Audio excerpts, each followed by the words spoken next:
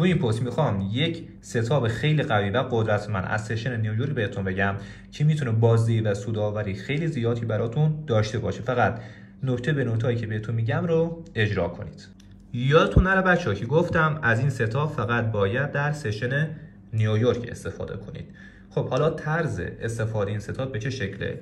ببینید وقتی که در سشن نیویورک قیمت میاد یه سقفی رو میزنه و یه پولبای کوچیکی رو انجام میده و بعد مجدد میاد اون سقف رو میشکنه، شما همون لحظه که اون سقف شکست میاد یک خطی رو از این سقف شکسته شده میکشید. حالا یه خطی از این سقف کوچیک میکشید.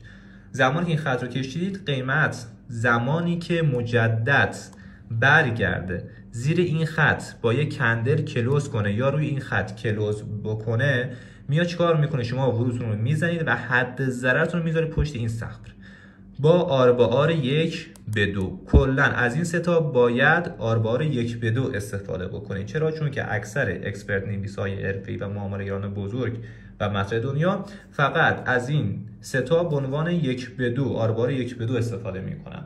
پس اوکی، این نکتهش. حالا بریم روی چارت، چندین مثال براتون میذارم که خوب جا بیفته. از این ستاپ میتونید بچه‌ها از حالت برعکسش هم استفاده بکنید. زمانی که قیمت میاد توی سشن نیویورک یک کفی میزنه و مجدد یه پولبک رو بالایی رو انجام میده و باز مجدد میاد این کف سقف رو میزنه و برمیگره میاد بالا. اینجا شما چیکار میکنید؟ با شکست این کفی که انجام داده با یک کندل شکستی که انجام میده ورود میزنید و حد ضررت رو میذارید زیر این کف و بار 1:2 ازش استفاده کنید. یعنی برعکس این حالتی که بهتون گفتم. حالا بریم روی چارت، ما چندین مثال براتون در سشن نیویورک نشون میدم. بریم بچه‌ها، الان اینجا ما تو سشن نیویورک قیمت اومده چیکار کرده؟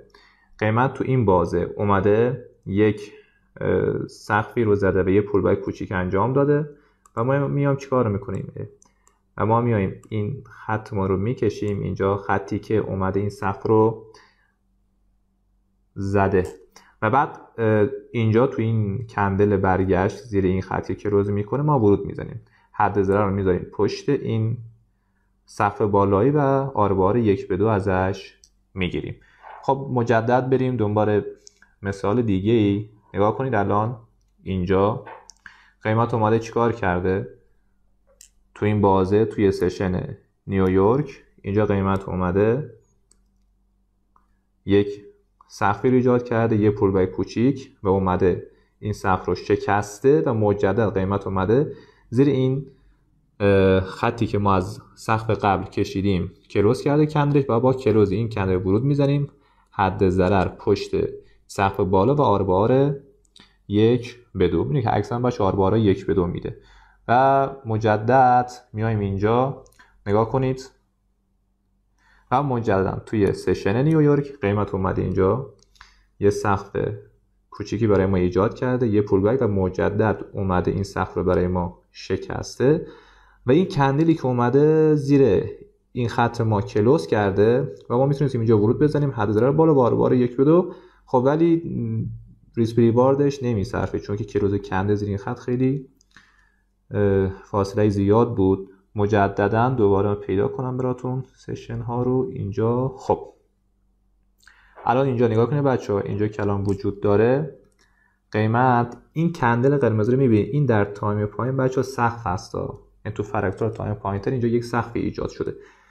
الان 5 دقیقه است، بریم تایم فریم 1 دقیقه، اینجا یک سقفی ایجاد شده. قیمت اومده این سقف رو، یعنی یک سقف و یک پول بک و قیمت اومده این سقف رو شکسته. اینجا حد ضرر میذاریم پشت این سقف بالایی و آر 1:2 ازش میگیریم. این خیلی باشه ستاپ فوق العاده قوی و قدرتمندی است. مجددا اینجا رو ببینید توی سشن نیویورک قیمت اومده یه سقفی رو برای ما ایجاد کرده و یه پول بک کوچیک و دوباره قیمت اومده این سقف رو شکسته با کلوز کندل زیر این خطی که ما میکشیم، حد ضرر میذاریم بالای سقف بالایی بخشید و آر 1:2 ازش میگیریم.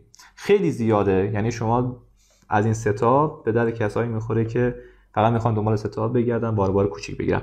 حالا بچه برعکسش نگاه کنید، توی سشن نیویورک قیمت اومده اینجا یک کفی رو شکسته. زمانی که این کف یعنی قیمت اول یک کف ایجاد کرده، رفته بالا، یه پول بک زده و مجدد اومد این کف رو شکسته و تو برگشتش به سمت بالا با کلوز کندل بالای این خط ما ورود میزنیم، بار 1 به 2 ازش میگیریم. ببینید بچه‌ها، از این که توی لایو بازار اینا که نشون دادم همین یک هفته در روز اخیر مال طلا هستش.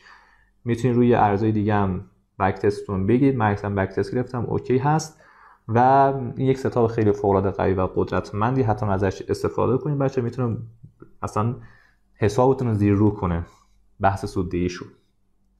موفق باشید.